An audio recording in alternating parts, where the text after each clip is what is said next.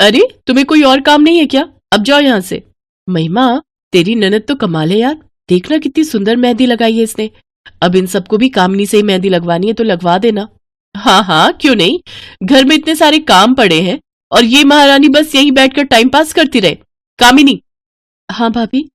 भाभी की बच्ची, फौरन उठ यहां से और रसोई में जाकर बर्तन धो। एक बर्तन नहीं है खाना परोसने को। ठीक है भाभी, बस ये हाथ। तुझे सुनाई नहीं दिया? फौरन उठ यहां से। महिमा कामिनी के बड़े भाई की पत्नी थी और ये फंक्शन उसके छोटे भाई राहुल की शादी का था। राहुल की शादी जिस लड़की से होने जा रही थी उसका नाम माधुरी था। माधुरी एक पढ़ी लिखी और बहुत पैसे वाले घर से थी। कामिनी दोनों भाइयों से छोटी थी। एक हादसे में कामिनी के माता पिता गुजर गए थे और परिवार में बस ये दो भाई और उनकी छोटी बहन कामिनी ही रह गए। बड़े भाई रोहन की शादी महिमा से हुई। महिमा बहुत गोरी थी पर दिल की उतनी ही काली, जबकि कामिनी का रंग जरूर काला था लेकिन मन की बहुत साफ और स्वभाव से बहुत ही सीधी थी, जिसका फायदा महिमा खूब उठाती थी। वो कामिनी से एक नौकर की तरह घर का सारा काम करवाती थी और कभी सीधे मुंह बात तक नहीं करती थी, और कामिनी ये सब चुपचाप सह रही थी। और फिर, मुबारक हो महिमा, अब तो तुम जेठानी बनने जा रही हो। हाँ, पता नहीं कैसी देवरानी मिलेगी, देवर जी ने खुद पसंद की है। सुना है नई बहू बहुत गोरी है, तुमसे भी ज्यादा गोरी है क्या? महिमा ने उस औरत के सवाल का कोई जवाब तो नहीं दिया, लेकिन अंदर ही अंदर उसे भी इस बात की चिंता खाए जा रही थी।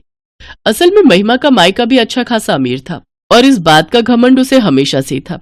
कामिनी के काले रंग की वजह से वो हमेशा उसका मजाक उड़ाती थी और उसे दबा कर रखती थी, लेकिन अब नई देवरानी को लेकर उसके अंदर असमंजस था। दूसरी तरफ कामिनी को अपनी नई भाभी से काफी उम्मीदें थी। शादी का फंक्शन अच्छे से निपट गया और फिर, छोटी भाभी गुड मॉर्निंग। अरे कामिनी, तुम क्यों चाय बनाकर लाई? मैं बना देती ना। नहीं नहीं भाभी, रोज सुबह चाय तो मैं ही बनाती हूँ सबके लिए, एकदम स्पेशल वाली। आप पीकर देखिए ना। सच में बहुत ही अच्छी चाय है। अब और खाना खाना कौन बनाता है रोज? मैं ही बनाती हूँ, नाश्ता, लंच और फिर डिनर। तो अब आप भी जल्दी से तैयार हो जाइए शेफ कामिनी के हाथों का खाना खाने के लिए। अच्छा ठीक है।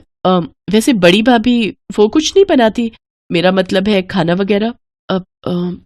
बनाती है ना कभी कभी, जब उन्हें मेरे हाथ का कुछ पसंद नहीं आता। कामिनी और माधुरी बात कर ही रहे थे कि तभी महिमा कमरे के बाहर से ही जोर से चिल्लाई, अरे ओ कामिनी, कहाँ मर गई? मेरी चाय कहाँ है? छोटी भाभी मुझे जाना होगा, बड़ी भाभी उठ गई हैं, अब मैं उन्हें चाय देकर आती हूँ।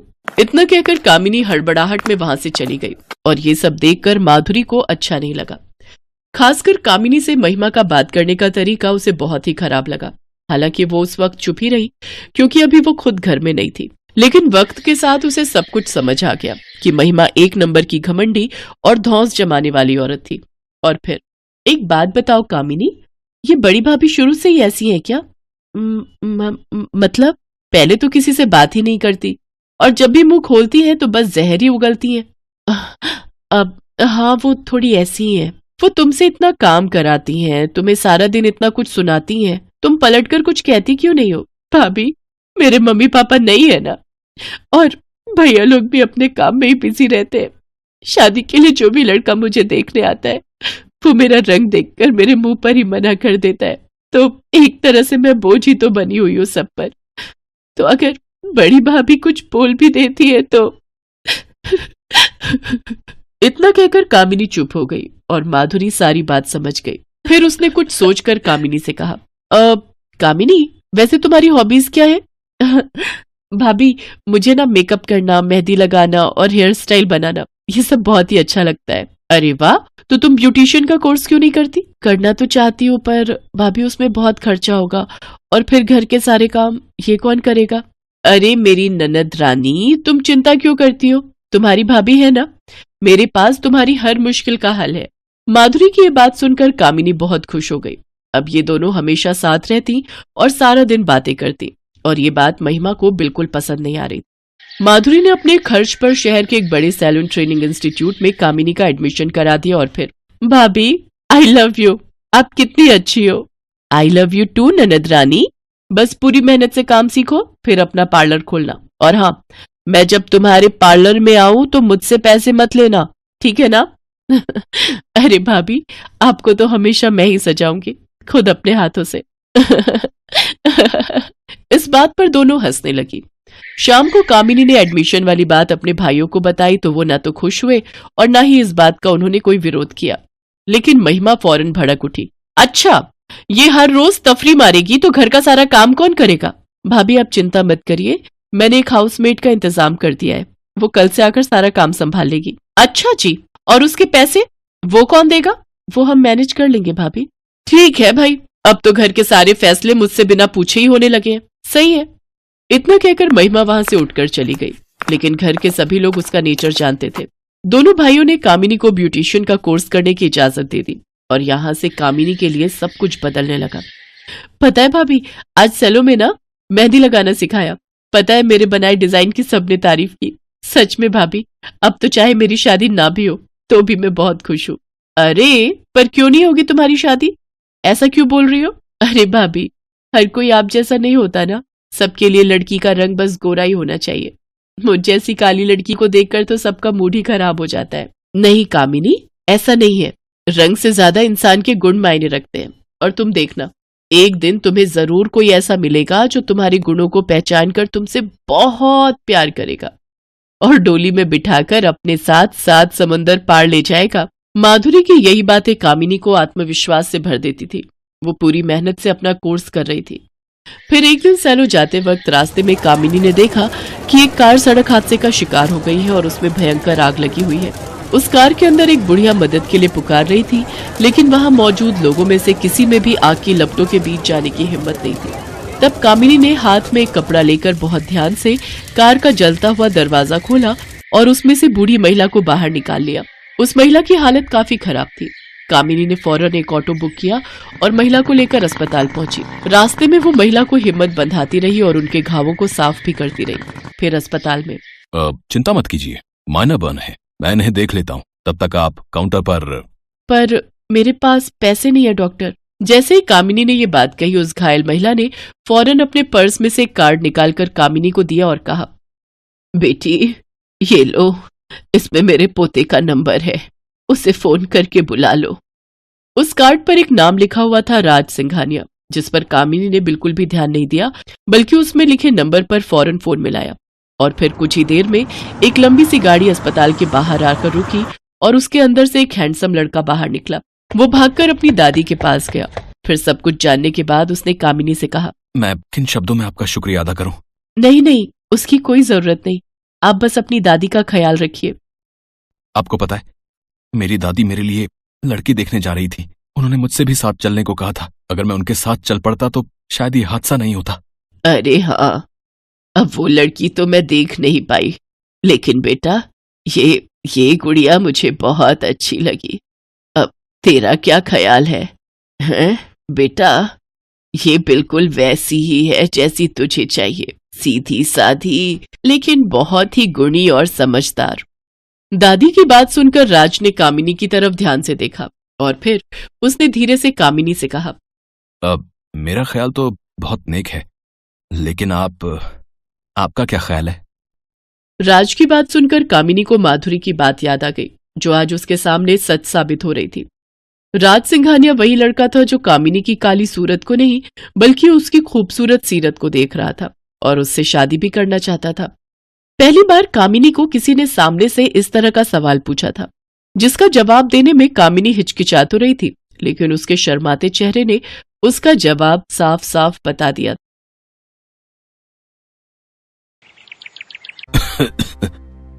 विष्णु, मेरे पास आओ बेटा। जी बाबूजी, मैं यहीं पर हूं आपके पास। एक दिन तो सबको जाना है, मेरा भी वक्त आ गया है। लक्ष्मी, तुम भी मेरे पास आकर बैठो बेटी। अब सुंदर कहाँ है? भैया रास्ते में है बाबूजी, बस पहुंचते ही होंगे। वो भी आ जाता तो ठीक रहता। तुम सबको एक जरूरी बात बतानी थी, कहीं उसके आने से पहले मेरे प्राण न निकल जाएं। ऐसा न कहिए पिताजी, आपको कुछ नहीं होगा। भैया भाभी बस आते ही होंगे। आएंगे, जरूर आएंगे वो, पर मेरे चले जाने के बाद और आते ही अपना हिस्सा मांगेंगे। अच्छे से जानता हूं उन दोनों को। तुम दोनों बहुत भोले हो और वो दोनों एक नंबर के चालाक। खैर, अब जो मैं बताने जा रहा हूं उसे ध्यान से सुनो। मैंने इस तरह बंसीलाल स्वर्ग सिधार गए और उनकी बात अधूरी ही रह गई। विष्णु और लक्ष्मी फूट फूट कर रोने लगे। बंसीलाल के 2 बेटे थे। बड़े बेटे का नाम सुंदर और उसकी पत्नी मालती थी, जबकि विष्णु उनका छोटा बेटा था और उसकी पत्नी लक्ष्मी थी। बंसीलाल हमेशा से विष्णु के घर पर ही रहते थे। विष्णु और लक्ष्मी उनकी खूब सेवा करते थे, जबकि सुंदर और मालती को तो हमेशा से बस बंसीलाल की जमीन जायदाद से ही मतलब था। जैसा कि बंसीलाल ने कहा था, उनकी मौत के बाद सुंदर और मालती वहाँ पहुँचे। विष्णु, पिताजी चल बसे क्या? जी भैया, हम अनाथ हो गए भैया। बाबूजी नहीं रहे। कोई बात नहीं, हिम्मत रख भाई। अच्छा ये बता, पिताजी ने जाते हुए कुछ कहा क्या? नहीं तो मतलब, अरे वही अपनी जमीन या खेत के बारे में कुछ? नहीं भैया, इस बारे में तो कुछ नहीं कहा। हाँ तो ठीक है ना, आप 2 ही भाई तो हो, आधी आधी बांट लो जमीन। भाभी, अभी पिताजी का देहांत हुआ है, ये सब बातें बाद में भी तो हो सकती हैं। हाँ, तो मैं कौन सा बिल्कुल अभी कागज पत्तर मांग रही हूँ। सुंदर और मालती 1 नंबर के लालची थे। सुंदर बहुत पहले ही पैसे कमाने के चक्कर में शहर चला गया था और शहर में रहकर उसने अच्छा खासा पैसा भी कमा लिया था, जबकि विष्णु सिर्फ इसलिए गांव में रहा ताकि वो अपने पिता की देखभाल कर सके और खेती बाड़ी संभाल सके। इस तरह से सुंदर के मुकाबले विष्णु हमेशा से ही गरीब ही रहा। लेकिन इस बात का न तो विष्णु को कोई अफसोस था और न ही उसकी पत्नी लक्ष्मी को। दोनों ने मिलकर बंसीलाल का बहुत अच्छे से ख्याल रखा और उन्हें कभी कोई कमी नहीं होने दी। जबकि अमीर होने के बावजूद सुंदर और उसकी पत्नी मालती 1 नंबर के कंजूस और लालची थे। उन्होंने जीते जी तो कभी बंसीलाल की सुध नहीं ली, लेकिन अब उनके देहांत के बाद अपना हिस्सा मांगने जरूर पहुंच गए थे। विष्णु, अब तो सारे काम निपट गए हैं और मेरी छुट्टी भी खत्म होने वाली है। तो आओ, अब जरा बंटवारा कर लेते हैं। भैया, बंटवारा करना जरूरी है क्या? और नहीं तो क्या विष्णु भैया, आप तो रहते हो गांव में, अपनी जमीन की देखरेख कर ही लोगे, पर हम शहर से कहाँ आते रहेंगे बार बार? इतना टाइम थोड़े ही होता है हमारे पास। अब बंटवारा हो जाए तो हम अपने हिस्से की जमीन बेचकर निश्चिंत हो जाए और फिर चले जाए वापस। भाभी, तो क्या गांव से कोई नाता नहीं रखोगी? अब यहाँ गांव में है ही क्या लक्ष्मी? पहले पिताजी थे तो फिर भी आना जाना हो जाता था, अब क्या ही करना है यहाँ आकर? मालती और सुंदर ने जिद ठान ली थी कि बंटवारा तो होकर रहेगा। और फिर बंटवारे से ठीक 1 दिन पहले, सुनो जी। हाँ बताओ। मेरे पास एक कमाल का आइडिया है। अगर हम कुछ ऐसा करें कि विष्णु अपनी जमीन भी हमें बेच दे तो कैसा रहेगा? पर वो अपने हिस्से की जमीन हमें क्यों बेचेगा? और हम क्या करेंगे इतनी सारी जमीन का? भाई हम क्या करेंगे मतलब? अरे सारी जमीन बेच बाच कर शहर में बढ़िया घर और चमचमाती गाड़ी लेंगे, और क्या। पर ऐसा होगा कैसे भाई? मालती ने सुंदर को अपने दिमाग की सारी खुराफात बता दी। फिर अगले दिन सुंदर सुबह विष्णु से बोला, विष्णु, क्या कर रहे हो? खेत जा रहा हूँ भैया, बीज बोने हैं। अच्छा, तो तुम मेरे साथ तहसील नहीं चलोगे क्या? तहसील? वहाँ क्यों जाना है भैया? अरे वो पिताजी का मृत्यु प्रमाण पत्र लेकर जमीन अपने नाम ट्रांसफर करवानी पड़ेगी ना। ओहो, भैया आप ही देख लो ना ये सब, मुझे वैसे इन सब के बारे में क्या पता। चलो ठीक है, मैं अपने हिसाब से देख लूंगा। भोला भाला विष्णु सुंदर पर बहुत भरोसा करता था। आखिर दोनों सगे भाई थे। उधर मालती और सुंदर तो यही चाहते थे कि विष्णु उनके साथ ना जाए। मालती और विष्णु उस दिन तहसील के बहाने सारा दिन घूमते रहे और फिर शाम को अपने प्लान के मुताबिक वो घर में दाखिल हुए।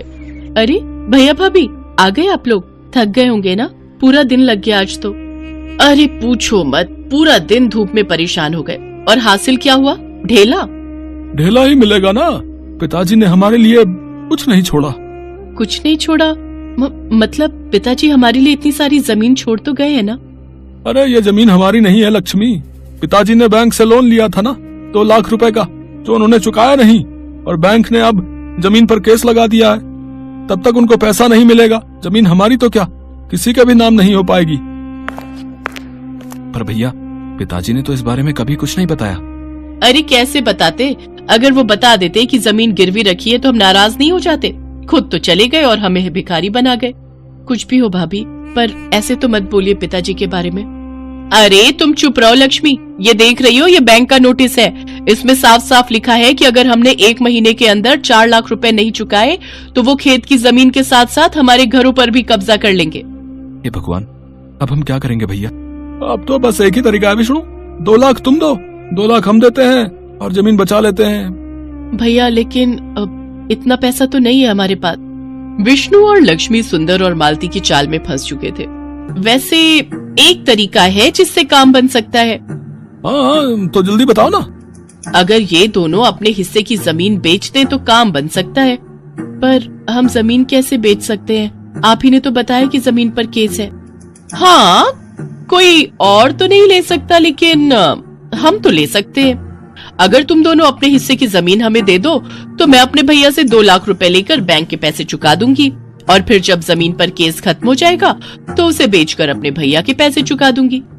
भाभी, ऐसे तो हमारे पास जमीन ही नहीं रहेगी। अरे नहीं, ऐसा मत सोचो। वो नदी के पास अपना छोटा खेत है ना, ऐसा करो उसे तुम ले लो, उसी पर खेती करो। तुम मेरे भाई हो, इतना तो मैं कर ही सकता हूँ तुम्हारे लिए। बस एक वही ऐसा खेत है जो गिरवी नहीं है। मालती और सुंदर ने बहुत गहरी चाल चली थी। उधर विष्णु और लक्ष्मी सोच रहे थे कि उनके भैया भाभी ने उनका घर बिकने से बचा लिया है। फिर वैसा ही हुआ जैसा तय हुआ था।